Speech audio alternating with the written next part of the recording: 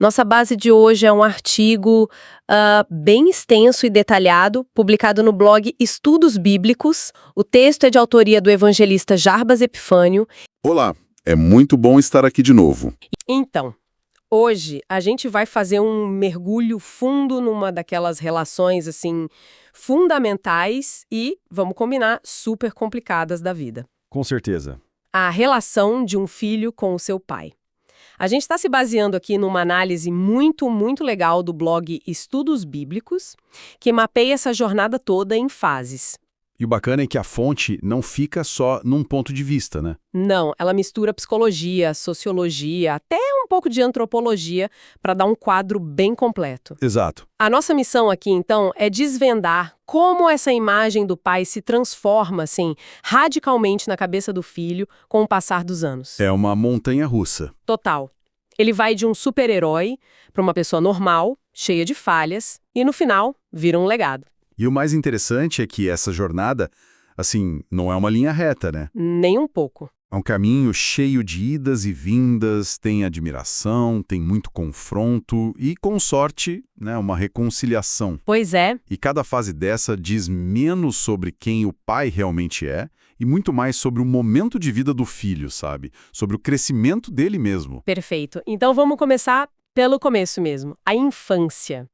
A fonte descreve essa fase ali, pelos 4, 5 anos, como a era do herói. Sim. E essa imagem é quase universal, não é? Aquele pai que, tipo, sabe tudo, conserta qualquer coisa e não tem medo de nada. Exatamente, o pai onipotente. Isso. Por que essa visão é tão poderosa nessa fase? Olha, psicologicamente faz todo sentido. Nessa idade, o cérebro da criança funciona de um jeito que a gente pode chamar de pensamento mágico. Pensamento mágico. Ela ainda não separa muito bem o que é fantasia do que é realidade, sabe? Então o pai que conserta um brinquedo... Não é só um cara habilidoso. Não.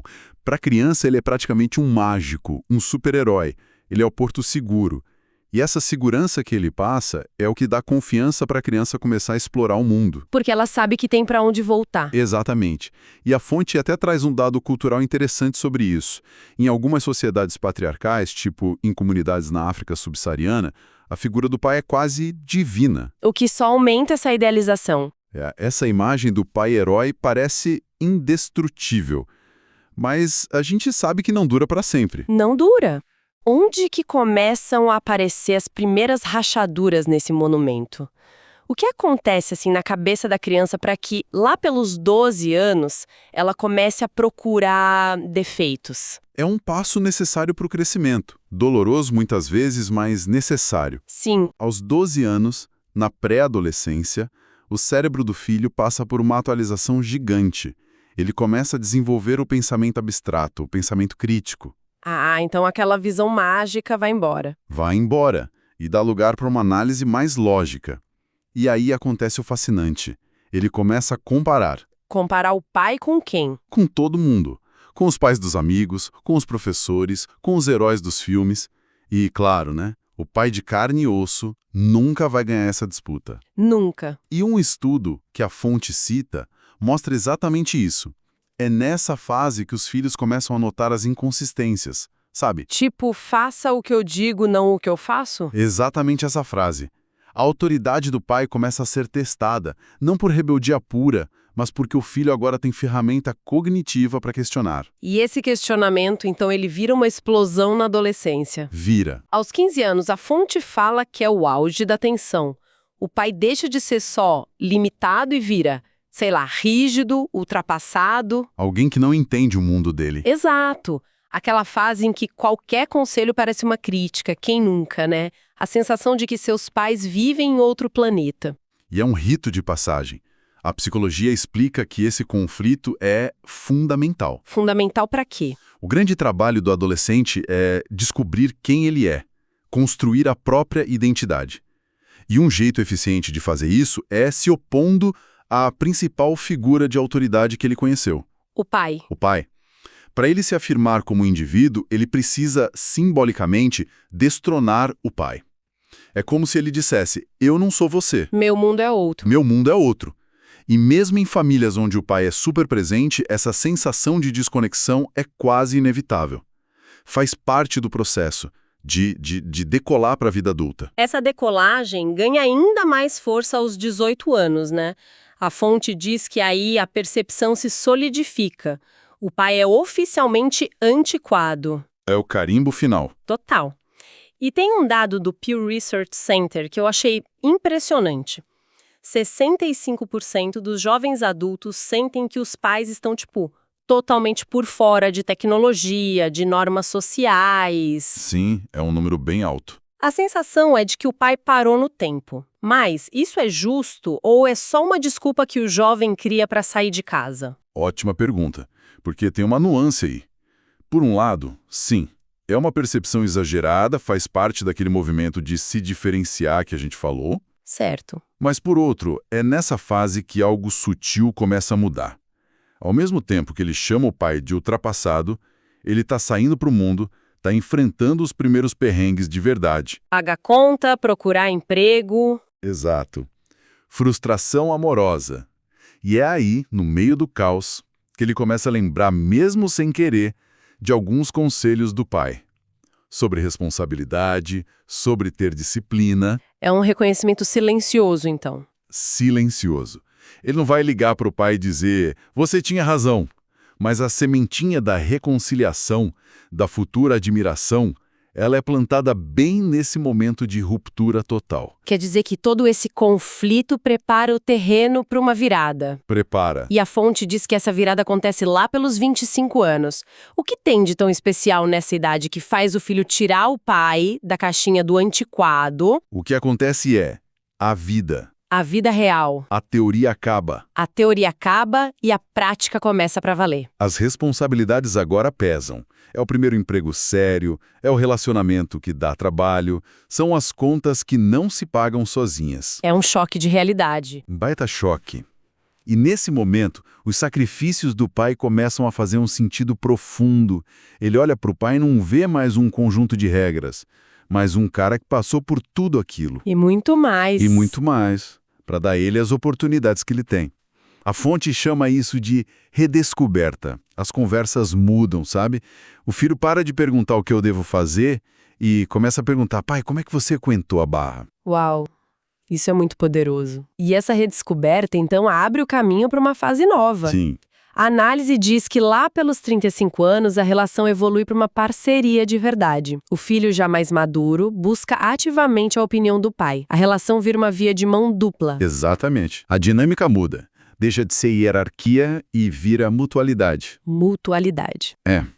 Nessa fase, o adulto sente uma necessidade de construir algo, de deixar um legado, sabe? Seja criando os filhos, na carreira. E ele vê o pai como um guia para isso. Como uma fonte de sabedoria prática. Ele pergunta sobre investimentos, sobre como lidar com a teimosia de um filho pequeno. O pai vira um conselheiro. Que legal! E o mais bonito é que a troca se equilibra. O filho não só recebe conselhos, mas também começa a dar apoio para o pai, que talvez esteja envelhecendo, precisando de ajuda. Com tecnologia, por exemplo. Com tecnologia ou apoio emocional, o ciclo do cuidado bem sutilmente começa a se inverter. E depois dessa fase de parceria, a vida avança mais um pouco. Aos 45 anos, a fonte descreve um período de reflexão ainda mais profunda. Sim. Parece que o filho começa a olhar para trás, para o caminho que o pai trilhou e tenta entender como aquilo tudo definiu ele. Perfeito. É um momento de construir a própria narrativa. A gente cria uma história de vida para dar sentido a quem a gente é. E na meia-idade, o pai vira um personagem central nessa história. Como assim? O filho olha no espelho e vê os traços do pai. Reconhece no próprio jeito de trabalhar a disciplina que aprendeu com ele. Ou, ao contrário, percebe que construiu a carreira inteira para ser diferente dele. Entendi.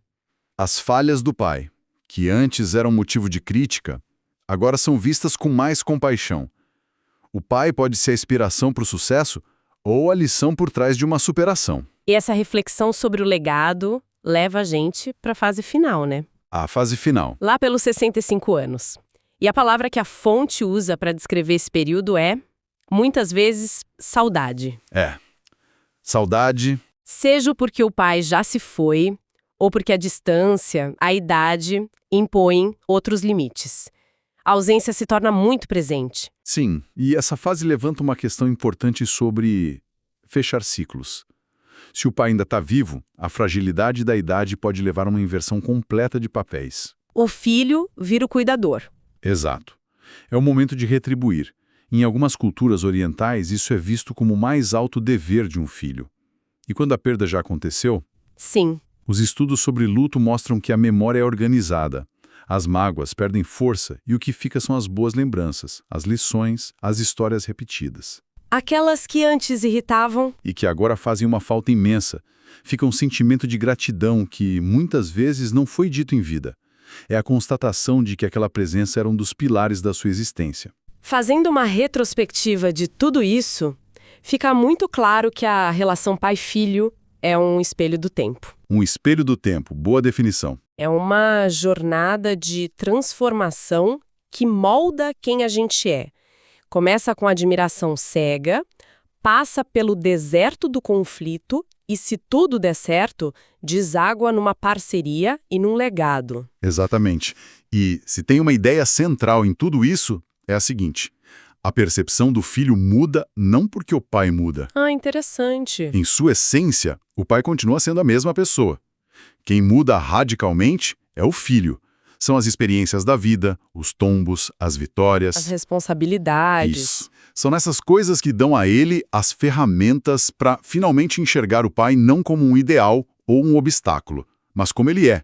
Um ser humano complexo que também teve seus medos e seus sonhos. E essa ideia toda deixa a gente com um pensamento final para refletir. Deixa. Essa análise toda que a gente fez se concentra o tempo todo na perspectiva do filho, né?